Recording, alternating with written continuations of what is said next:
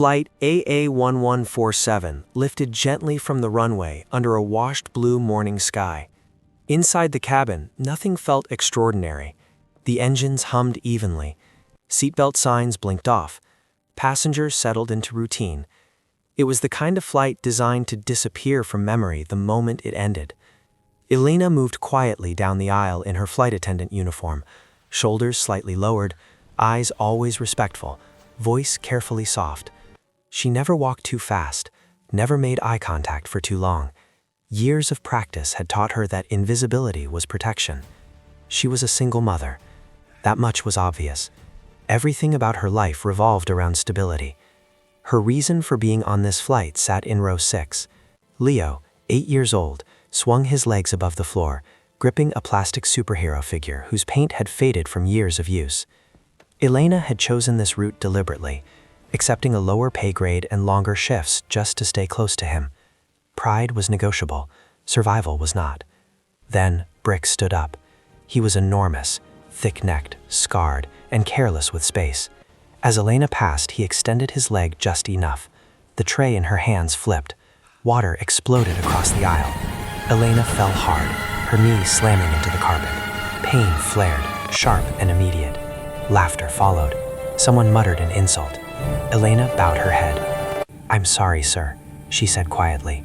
No protest, no anger. From row 6, Leo saw everything. His face burned as he turned away. His mother always apologized, always endured. She didn't look like the heroes on television. She looked weak. The illusion collapsed without warning. Brick and his partners, Hugo and Flynn, stormed the cockpit with violent precision. The captain was struck unconscious. The first officer was restrained as warning lights exploded across the flight deck. The aircraft shuddered hard, dipping slightly before correcting. Screams filled the cabin. Oxygen masks dropped. Fear spread fast. Flynn walked slowly down the aisle, enjoying the panic. His eyes scanned faces until he heard a sound he hated. Leo was crying. Flynn stopped in front of him. "I hate noise," he growled, raising his hand. Elena moved instantly. She stepped between Flynn and her son, hands raised, posture submissive. "Please," she begged, voice shaking. "He's just scared." Flynn shoved her aside. Elena slipped. At least that's what it looked like. Her foot hooked his ankle perfectly. Flynn lost balance and slammed face first into the floor. Elena gasped, rushing to help him up. "Oh God, I'm so sorry, I'm so clumsy," she cried.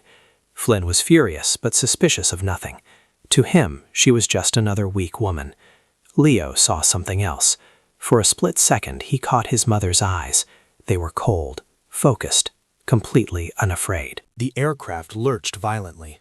A deep metallic groan rolled through the fuselage as the nose dipped several degrees. Overhead bins rattled. A warning chime pulsed again, faster this time. Elena felt it instantly. Not fear, recognition.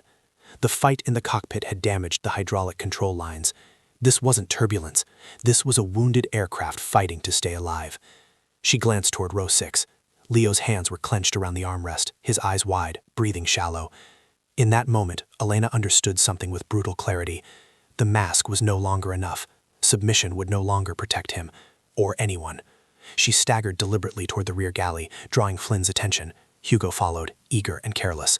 The curtain slid shut behind them as the aircraft yawed again, harder this time. Flynn grabbed for her shoulder. Elena pivoted. Her hand locked onto his wrist and twisted past its natural limit. Bone popped. His scream died as Elena drove her forearm across his throat, pinning him against the galley wall. His feet left the floor, oxygen cut off. His body went limp, 1.2 seconds. Hugo rushed in, swinging wildly. Elena stepped inside his reach and snapped her elbow into his temple with surgical precision. He collapsed mid-motion, unconscious before he hit the floor. The galley shook as the aircraft dipped again. Brick burst through the curtain, gun raised. For the first time, hesitation flickered in his eyes. Elena was already moving. She tore open the emergency medical kit, drew a syringe, and closed the distance. Brick fired. The round shattered a galley panel inches from her head. Elena didn't slow. The syringe plunged into his neck. 3 seconds later, the giant elapsed, strength draining from his body as the gun slid from his fingers. Silence returned, not peace, but control.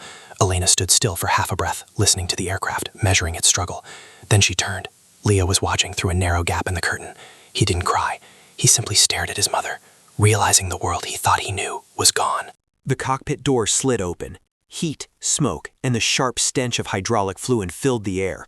Warning alarms screamed without pause. Red failure messages flooded the displays. The captain was slumped forward, unconscious. The co-pilot's hands were locked on the controls, his face pale with panic. "She won't respond," he shouted. "Left engine's gone. Hydraulics are bleeding out. I can't hold her." Elena didn't hesitate. She strapped into the left seat. The moment her hands touched the controls, she felt the truth. Lag, resistance, asymmetry. The aircraft wasn't flying anymore. It was falling, slowly, and pretending not to. She put on the headset. "This is Colonel Elena Reyes, United States Air Force," she said, her voice calm, controlled.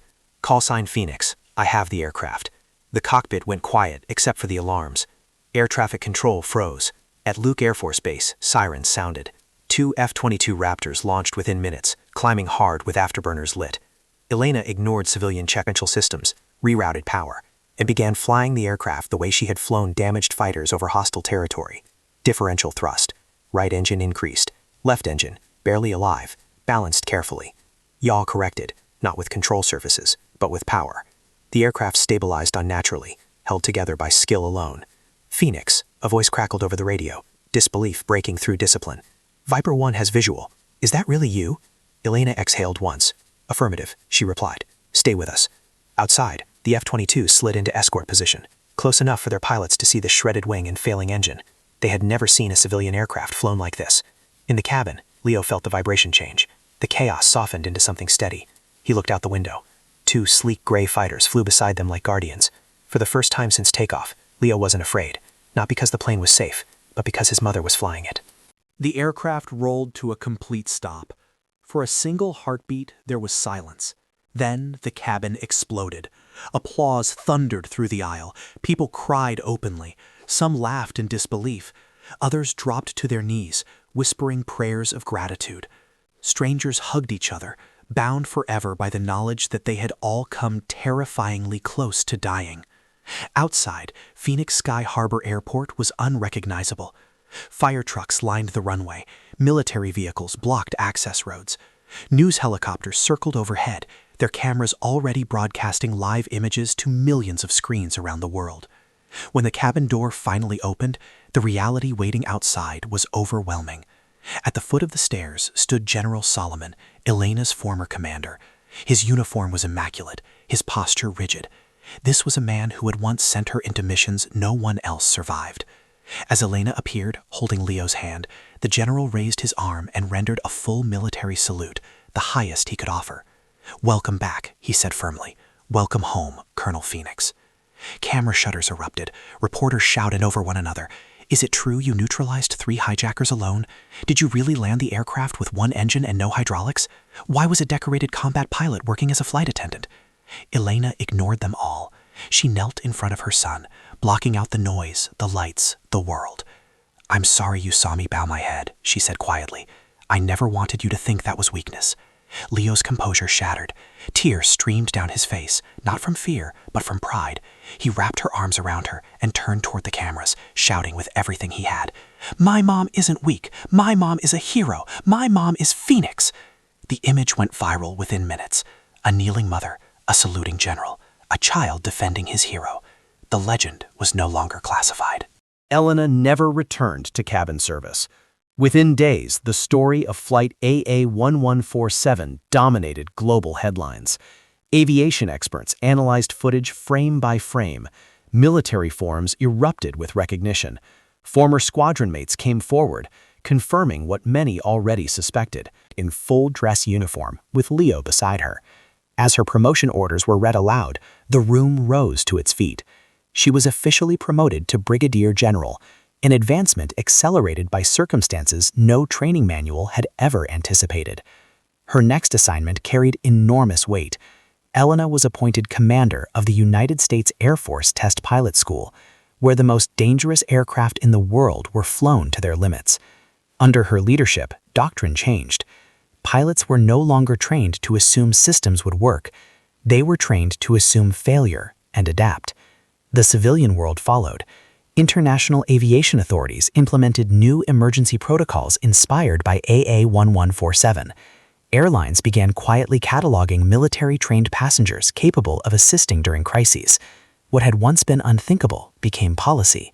Years later, in Geneva, Elena stood before an audience of world leaders, engineers, and safety officials, presenting a new global framework for aviation emergency response. In the front row sat Leo, older now, wearing a small Phoenix insignia pinned carefully to his jacket. As he watched his mother speak with calm authority, he finally understood something that had taken years to form. The greatest heroes are not the ones who never bend. They are the ones who kneel when they must, endure when necessary, and rise when the world depends on it.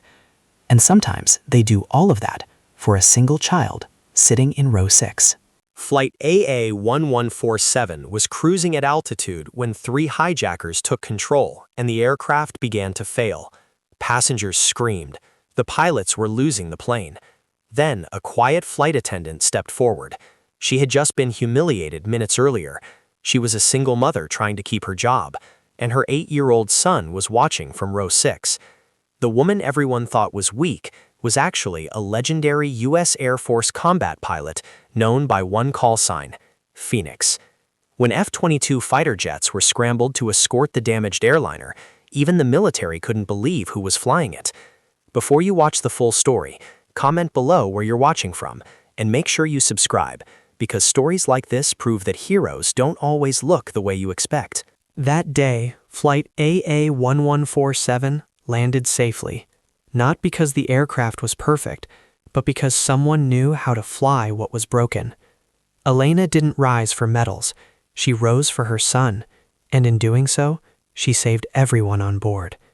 If this story moved you, share it with someone who believes true strength is quiet. Leave a comment for the heroes you never see, and subscribe for more real stories where ordinary people reveal the legends they've been hiding, because sometimes the most powerful guardian on the plane is the one sitting